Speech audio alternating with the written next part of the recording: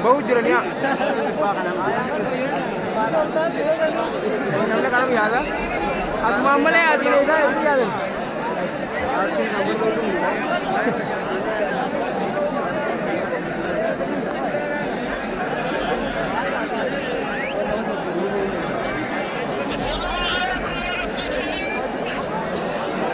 Bau jernih. Karat itu ada. Oh, karena berada di sini tuh ada. Kamu tidak ada ni?